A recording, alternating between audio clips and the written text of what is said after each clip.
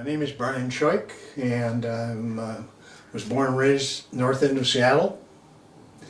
Went to the University of Washington, where I received a degree in forestry, and then later went back for a degree in chemistry. I've worked in the plastics industry most of my life, and have owned my own company for 45 years. I live in McConnor by choice, and I moved here 31 years ago, and this is the most desirable place in Western Washington for me.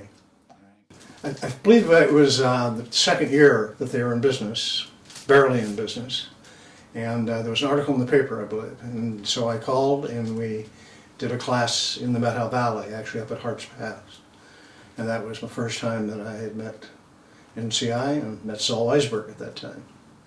So I met Saul at that time in Winthrop, and we went up to Harps Pass for the weekend.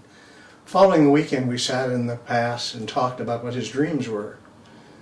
And I let him talk a lot, and I thought, this guy is never going to make it.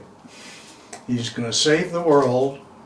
He's noble, he's a fine person, but he's never going to make it. And I told him that he has to conduct himself in a more business-like manner.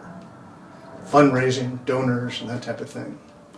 So we shook hands, and we left, and then about 2 months later he called me and said, if you think you're so damn smart, maybe you better join us.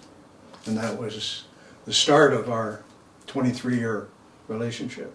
I spent a lot of time in the North Cascades, and a lot of times, but in the lowlands down here in the delta of the Skagit and Still-Squamish, and those rivers too. I love the deltas and the marshes, as well as the alpine country.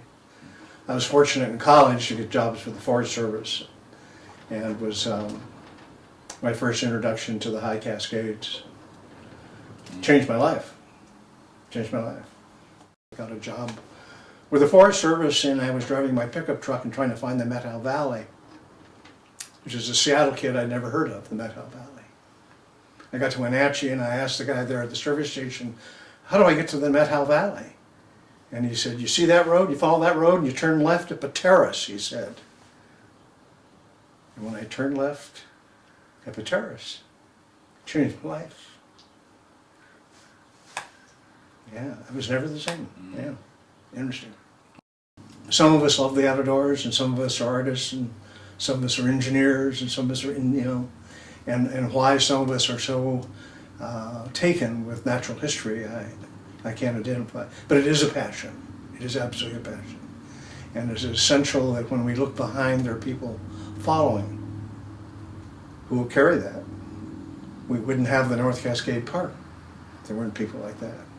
Or Mount Rainier, Olympic National Park.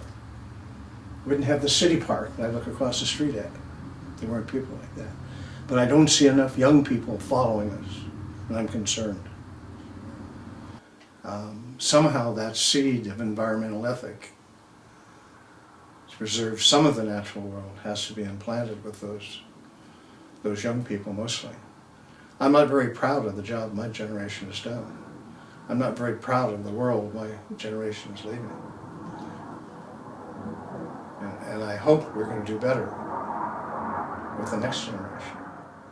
Whatever the human animal needs, a large percentage of us need some natural world, whether it's a city park or a huge national park. But we as human animals do need the natural world.